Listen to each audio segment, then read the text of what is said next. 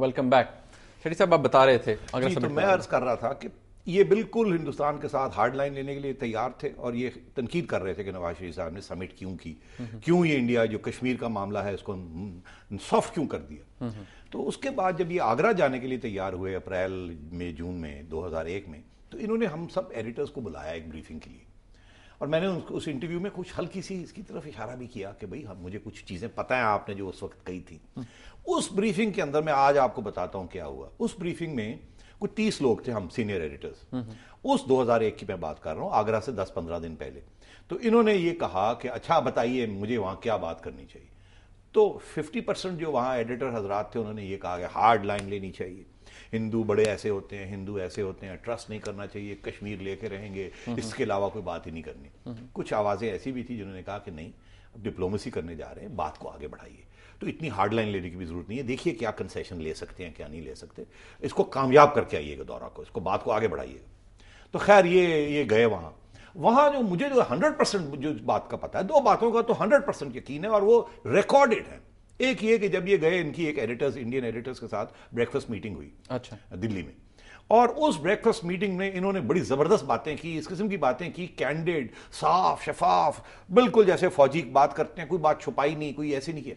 Indian editors इतने मुतासर हुए इनसे, इतने मुतासर हुए कि सारा इंडियन मीडिया पागल हो गया।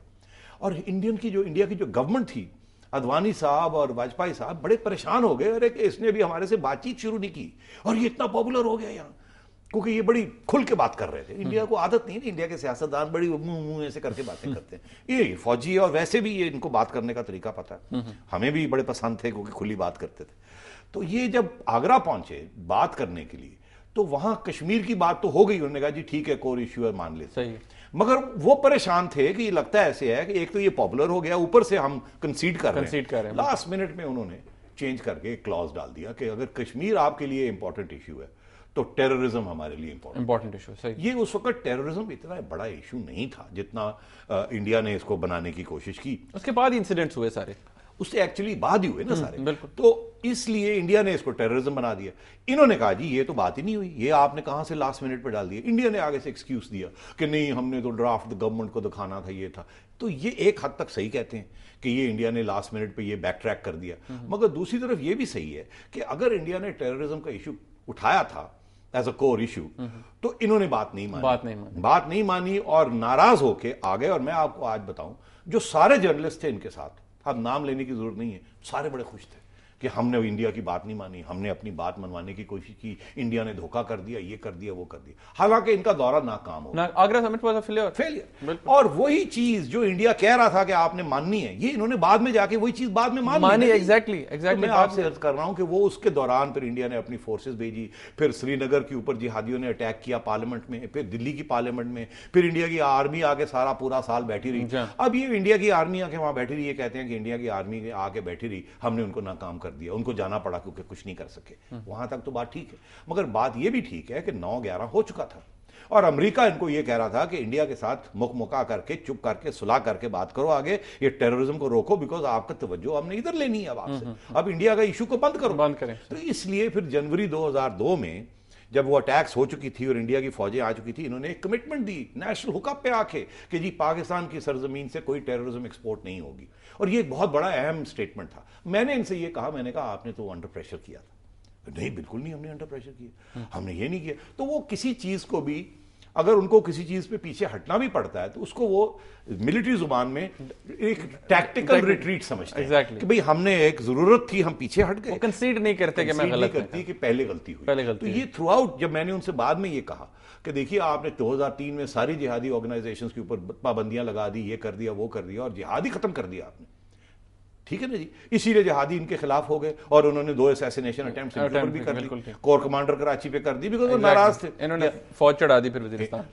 तो इसलिए मैं इनसे कह रहा था कि आपने एक तरफ तो ये सारा कुछ किया, दूसरी तरफ जब आपने फिर पेशकदमी की तो आपने वही फॉर्मूला लिया जो नवाज शरीफ साहब ने लिया। अरे सेठ साहब, एक और ये बात मानने के लिए तैयार नहीं। एक इंपॉर्टेंट बात है, फिर हम चलेंगे शौकत अजीज साहब के इंटरव्यू की तरफ। इन्होंने, परवेज मुशर्रफ साहब, व्हाट डू यू थिंक, आपने जब उनसे पूछा कि पॉलिटिक्स में आना चाहते हैं या इरादा रखते हैं, तो अब आपको क्या लगता है, विल ही कम आफ्टर, जब वो 2 साल का पीरियड पूरा हो जाएगा? जी बिल्कुल, ये इनका पूरा इरादा है। काफ लीग ये नहीं काफ लीग या किस लीग, जाहिर है इनको किसी पार्टी की तो जरूरत होगी ना जी, काफ लीग सियासतदानों की इनकी तो अपनी जरूरत बनाई होगी। मैन्युफैक्चर्ड जमात है। तो इसलिए मैं ये समझता हूं कि मुशर्रफ साहब अपना टाइम देखेंगे। मैंने उनसे एक और कॉन्टेक्स्ट में इस इंटरव्यू के दौरान नहीं वैसे पूछा, और मैं समझता हूँ वो कोई ऐसी सीक्रेट बात नहीं है, मैं आपको बता सकता हूँ। इंटरव्यू के बाद मैंने भी पूछा, वो कॉफ़ी के लिए हम बैठे तो कोई कॉन्फिडेंशियल उसमें ऐसी बात नहीं थी।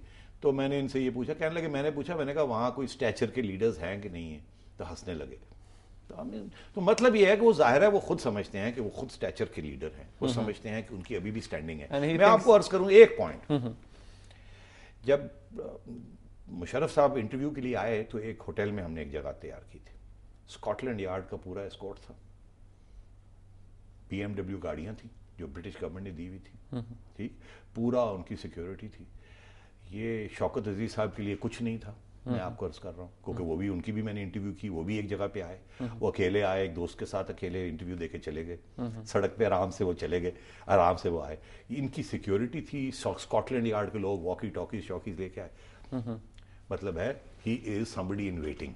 इनको अमेरिका और बरतानिया पूरी सिक्योरिटी प्रोवाइड कर रहे हैं। क्या इनके ऊपर जो सिक्योरिटी थ्रेट है वो शौकत अजीज पे भी है, एग्जैक्टली, ठीक है, अल्ताफ पे भी है, ठीक, मगर इनके लिए सारी गवर्नमेंट की प्रोटेक्शन। ओके अच्छा, शौकत अजीज साहब से आपका इंटरव्यू हुआ, आप मिले उन्हें, वो आजकल वो भी लेक्चर्स दे रहे हैं और कहते हैं जी मैं इकोनॉमी पे लेक्चर्स देता हूँ। आपको क्या लगता है, वो बड़े आराम से कहते हैं जी मुझे तो फैमिली का प्रेशर था इसलिए मैं चला गया सियासत छोड़ के। जिस बंदे का सियासी पता ना हो, जिस बंदे की कॉन्स्टिट्यूएंसी ना हो, वो कहते हैं जी मैं फैमिली प्रेशर में पॉलिटिक्स। मैंने इनको अपनी तरफ से इशारा हिंट मारी ताकि ये समझ जाए मैं क्या किधर लाना चाह रहा हूँ बात को। मैंने कहा रूड भी नहीं होना चाहिए exactly. हाँ, तो मैंने कहा कि आप एक सूटकेस के साथ आए थे, एक सूटकेस के साथ चले गए, आपको किसी सेफ सीट से चौधरी हजरात ने अच्छा इलेक्शन लड़ने की इजाजत नहीं दी, मान भी गए कि जहां से मैं गया था वहां वापस आ गया। तो इसका मतलब उनको बात की समझ ही नहीं आई कि मैं क्या कहना चाह रहा था, ठीक। और इस बात को जब मैंने कहा कि चौधरी हजरात जो है वो आपको नहीं चाहते थे कि आप फिर इलेक्शन में हिस्सा ले, तो उसकी बात, उसका जवाब ये दिया कि पार्टी ने तो पहले ही फैसला कर लिया था कि वो प्राइम मिनिस्टरियल कैंडिडेट होंगे। एक्चुअली वो नहीं थे, इनकी पूरी कोशिश थी, इनके इरादे थे। और जब इन्होंने जो बात की कि फैमिली प्रेशर इन पे आया उस वक्त जब ये अभी प्राइम मिनिस्टर बने नहीं थे, इलेक्शन कैंपेन कर रहे थे और असैसिनेशन अटेम्प्ट, एग्जैक्टली उस वक्त मुझे पता है कि हिज वाइफ वो बड़ी परेशान थी, और वो बड़ी लो की खातून है, बहुत ही पीछे रहती हैं और वो फैमिली ओरिएंटेड है और वो बहुत ही नेक। और उन्होंने इनको कहा कि देखिए किस लिए, क्या जरूरत, हम अच्छे खासे थे, चलिए जहां से आए चले। इन्होंने फिर अपनी जिद की कि नहीं मैं करूंगा। तो इनकी ख्वाहिश थी, इसमें कोई शक नहीं है, और अब ये डिनाई करते हैं कि इनकी ख्वाहिश नहीं थी। और दूसरी बात यह कि जब मैंने इन्हें पूछा कि जी आप क्या करते हैं, तो कहने लगे मैं तो ज्यादातर जहाज में रहता हूं, कभी मैं इधर 60% of the time is spent in the air. तो जब मैंने इनसे पूछा कि एग्जैक्टली क्या करते हैं, तो इन्होंने कहा हाँ मैं कभी इधर लेक्चर देने जाता हूं, इधर। एक्चुअली मैंने इंक्वायरी जो की उसमें यह कि अभी तक सिर्फ 4 लेक्चर दिए इन्होंने, तो अब तो 1 साल होने जा रहा है। फिर से आप इस पर मजीद बात करते हैं, लेकिन एक ब्रेक लेनी है, एक ब्रेक लेते हैं जी, साथ रहेगा हमारे।